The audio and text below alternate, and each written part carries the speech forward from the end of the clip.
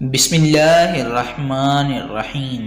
السلام علیکم ناظرین، سلطنت عثمانیہ کا چوتھا فرما روا بایزید کون تھا؟ اس نے اپنے بھائی کو کیوں قتل کروایا اور اسے شراب کی لت کیسے لگ گئی؟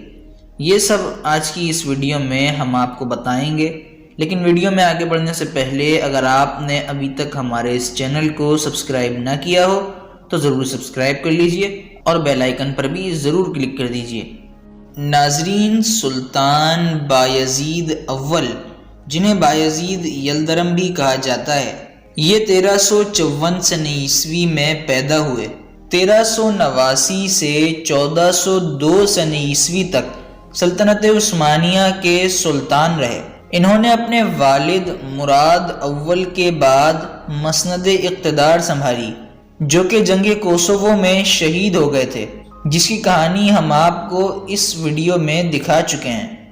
اقتدار سنبھالنے کے فوراً بعد سلطان بایزید نے پہلا کام یہ کیا کہ اپنے بھائی یعقوب کو ترکوں کی غیر اعلانیہ روایت کے مطابق گلا گھونٹ کر قتل کروا دیا۔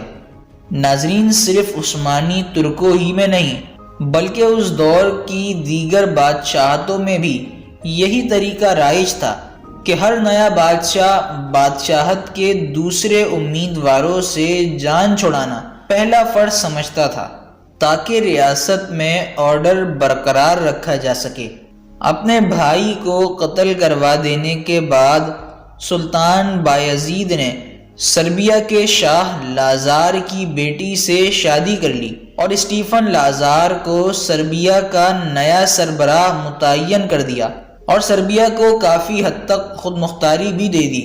اس کے بعد مسیحی بیوی کے باعث بایزید کو شراب کی لت پڑ گئی، لیکن بعد ازاں سلطنت عثمانیہ کے خلاف مسیحیوں کے اعلان جنگ پر وہ اس سے تائب ہو گیا۔ ناظرین، 1391 سن عیسوی میں بایزید نے قسطنطنیہ کا محاصرہ کر لیا، جو کہ بازنطینی سلطنت کا دارالحکومت تھا۔ یہ محاصرہ 1401 سن عیسوی تک یعنی 10 سالوں تک جاری رہا۔ اس کے دوران ایک مرتبہ نوبت یہاں تک آ پہنچی کہ بازنطینی حکمران شہر چھوڑ کر فرار ہو گیا اور قریب تھا کہ شہر مسلمان افواج کے ہاتھ آ جاتا کہ بایزید کو مشرقی سرحدوں پر تیمور لنگ کے حملے کی خبر ملی، جس پر اسے مجبوری میں محاصرہ اٹھانا پڑا۔ ناظرین، امیر تیمور نے سلطنت عثمانیہ کے ناقابل شکست ہونے کے غرور کو کیسے خاک میں ملا دیا اور وہ سلطنت جو کہ رومن بیزنٹائن امپائر سے جزیہ لیتی تھی، جزیہ دینے پر کیسے مجبور ہو گئی، یہ سب ہم آپ کو اس ویڈیو کے اگلے حصے میں بتائیں گے، جس کے لیے اس ویڈیو کو لائک کر کے چینل کو سبسکرائب کر لیجئے۔ اگلی ویڈیو میں ملاقات ہوگی، جب تک کے لیے اجازت دیجیے۔ اللہ حافظ۔